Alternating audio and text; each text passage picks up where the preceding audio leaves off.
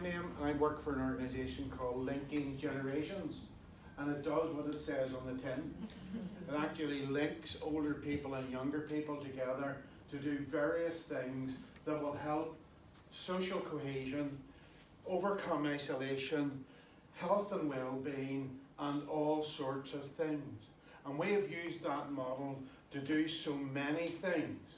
When I started in the organisation, which started long before I started to work, it started way back in 2008, and we are the only organisation in Northern Ireland that's deemed to deal solely with intergenerational work. There are other people who do it, and we're thankful for that.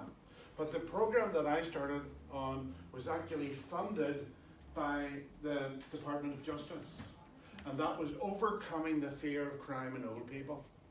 And so I was all around all the 6 counties doing work all over the place with people who had a fear of crime. And so we were working with local PCSPs, we were looking with we were working with the local police, we were working with schools, we were working with everybody. And for instance, there was one little group of seniors housing, and they were actually being tormented by young people, causing them problems. And one of the most beneficial programs that I was involved in was actually bringing them together with the older people they were torturing. And so that actually made a difference. And a year afterwards, the police had no complaints about anything going on, because those young people not only participated in that, but they became like wardens. And when other people came along and said, I know Sadie who lives in there, get you out of here. You're causing Sadie problems. Now come on. And so it just goes on. We have done digital age stuff, bringing older people into the use of IT, which is an absolute amazement. I mean, the number of old people living in sheltered housing now who have their own iPads and can talk to cousins, brothers, sisters, daughters that are living in Australia and Canada and New Zealand. It's absolutely brilliant. And they're ordering stuff online. I brought all these young people together for a particular workshop that I was doing, and I went out and I borrowed all these tablets, from this IT company, so that we'd have some.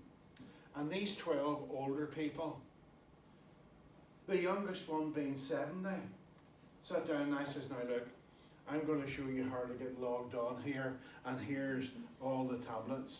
Every single one of them, out of their bag, their own tablet. We don't need your tablets. The pupils from such and such a school taught us how to do this. And so they were able to go online, do shopping, book things. They used it for lots and lots of different things. And so I could go on telling you ad infinitum. One of the most beautiful things that I ever was involved with was linking a care home with schools and youth clubs. And so the big lottery funded me to do this pilot project. It was in East Belfast. And so what actually happened was, on the research that we did, we found out that the most lonely people, according to assessment of the Joseph Rowntree Foundation, was older people in care homes. Really, really lonely and isolated. So what happened was we linked the care home with the primary school, with the secondary level education school, and with the local youth club. And we did all sorts of things. We did art. We brought in an art teacher, and they facilitated doing art, and they absolutely loved it. But we were there in the learning process, because in a primary school, it's really hard to get a comfortable seat for an old person at that high. I'm serious. But you see, when we took them in to the secondary level school, it was into the IT suite, and it was all these big, the people thought they'd died and gone to heaven. They were absolutely brilliant, and they learnt to do all sorts of things on computers. And then we linked them with the local youth club, and they were absolutely, from a hard end, of East Belfast, and all tattoos, and they were saying, we can't, it's all right if I can go out for a smoke now, and so on. But what we did was we did reminiscence with them. And so we borrowed memory boxes from the Ulster Museum, and you can go up there and say, I want some memory boxes from the 50s, the 40s, the 30s, the 60s, the 70s, and whatever, and they will produce. Now you've got to go and pick it up, you've got to sign for it, and you come in. So I come in, and what was ringing out? A CD of Ruby Murray. We'll meet again. So, and the older people just absolutely loved it. They sang along, they remembered this. And inside was all this stuff to do with going out and how to get dressed up. And they were dressing up and they were telling the young people. Then they turn around and say, what's that tattoo there? And so before you know it, there was an interaction. But what has come out of that? It's all right running projects, and that's brilliant. We would want to encourage you to do that. But the thing is to create relationships. And now the school goes into the home, and instead of going in to perform for them, okay, they actually form a choir with the older people. And then that joint choir actually goes to the school for their concert. They also have a reading group. And older people in the home who can read to the children. And children of primary school level, no matter what age they are, just absolutely love being told stories. But the ones that can't read, the children read to them. And then the older people came and said, you know, these kids know nothing. They can't bake. And the next thing was, they started a little baking club. And that was the older people doing that with the children. Now, I don't think it was bake-off standard, to be honest with you. I think it was the simplest thing, but absolutely, that is continuing. So 5 years on, that's growing and developing. And some of the young people who were involved in this, as you were stating about the folk who were involved in your college for this, said it actually changed how they looked at things, and actually their plans for the future and the sort of things they wanted to do.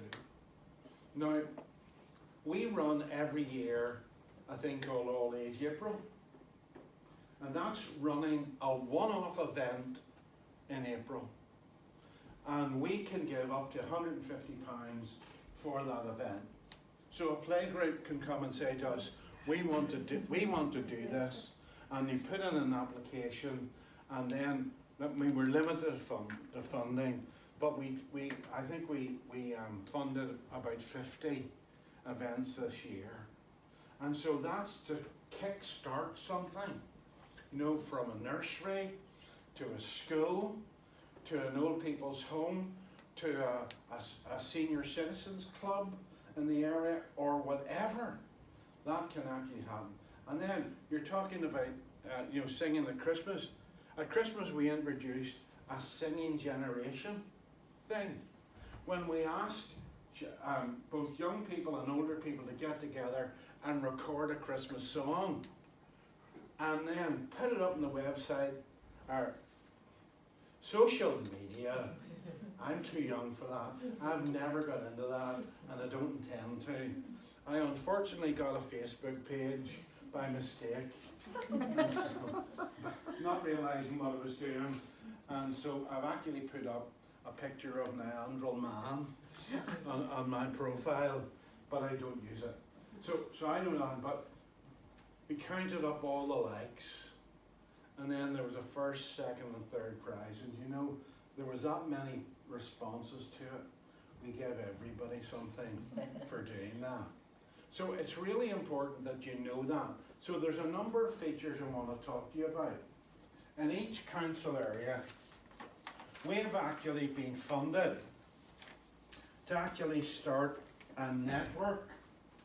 It's a virtual network. It's not something that necessarily is going to take a lot of time to attend. I've got leaflets about it here, But in those networks, they'll be formed in each great geographical council area. And so what we're doing is, we're doing that, and through that network, there will be training offered, there will be instruction and advice and helps to how you can actually do the thing. There'll also be grants available, and it'll also be networking with other people in your area that have similar ideas about what they want to do and things they want to achieve. All you've got to do is go on to the website and sign up for the network.